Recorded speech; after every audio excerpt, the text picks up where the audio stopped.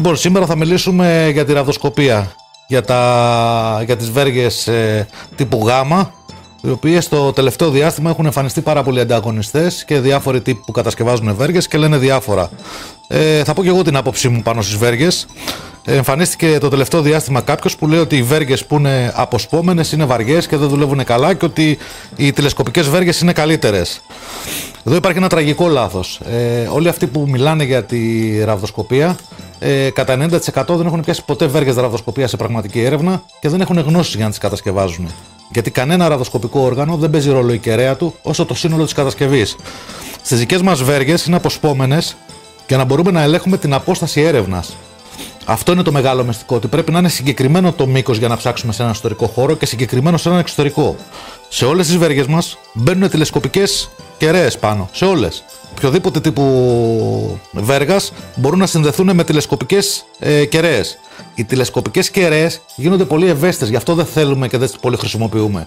Γιατί κάθε φορά που βγαίνουμε στο πεδίο για έρευνα είναι ψηλές οι βέργες και έλκονται από πολλά σήματα. Με αποτέλεσμα ο χειριστής δεν μπορεί να καταλάβει καλά το πού βρίσκεται το αντικείμενο, ο στόχος. Γι' αυτό έχει παρατηρηθεί και το φαινόμενο και πολλοί αναφέρουν ότι βγαίνουν εκτός του κύκλου του σήματος, εκτός του αντικειμένου και όλα αυτά.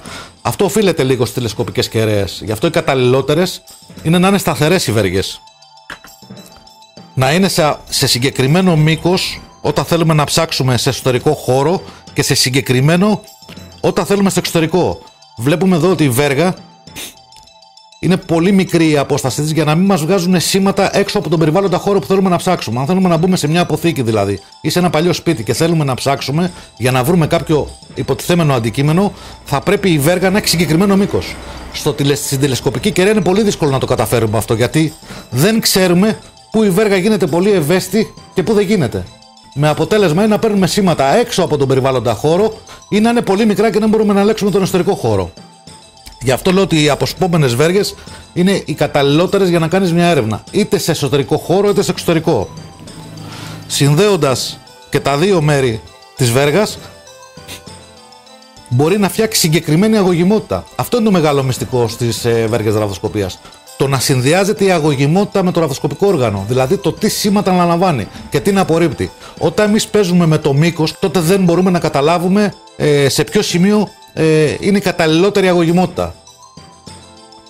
Γι' αυτό θέλω να πω ότι καλό είναι αυτοί που αναφέρουν για τη ραβδοσκοπία να έχουν και γνώσεις. Και ειδικά αυτοί που ακούνε να προσέχουν πάρα πολύ ποιος είναι αυτός που τα λέει, τι κατασκευές έχει κάνει και τι έρευνες καταγεγραμμένες έχει κάνει.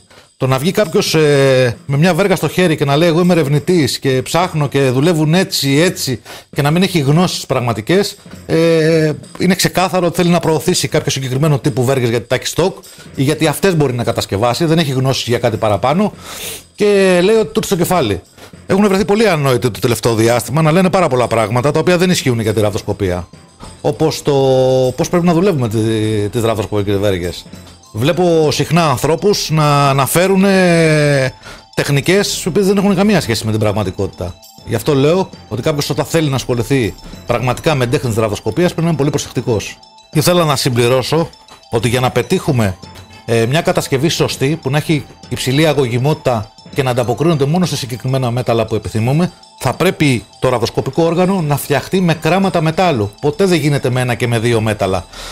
Το σωστό είναι να υπάρχουν κράματα μετάλλου συγκεκριμένα και από πάνω επιμεταλλώσεις. Γι' αυτό υπάρχει και το αυθεντικό σήμα κατασκευής γνησιότητας. Ότι το συγκεκριμένο ραβδοσκοπικό όργανο παρέχει τις προϋποθέσεις που έχει κατασκευαστεί.